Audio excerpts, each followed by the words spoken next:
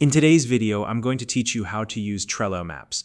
Trello is a fantastic tool for organizing your projects, and with its Maps feature, you can add locations to your cards, creating a visual representation of your tasks or plans.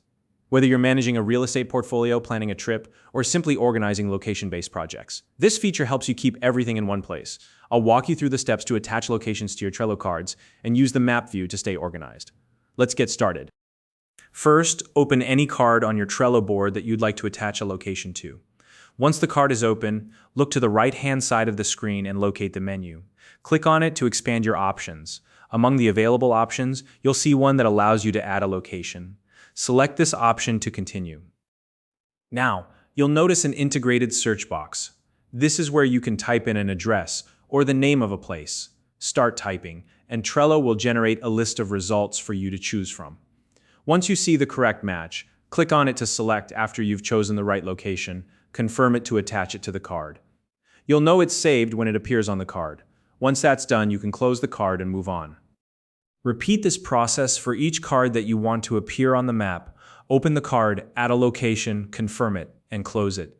When you've finished attaching locations to all the cards you need, return to your Trello board.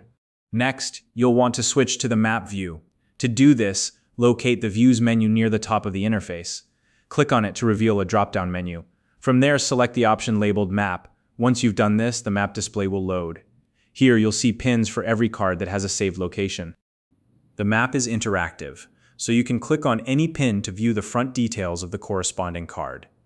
This makes it easy to quickly check information about a specific location. Additionally, you can create new cards directly from the map. To do this, click the Add Card option right from the map view. This will allow you to place a new card on the map.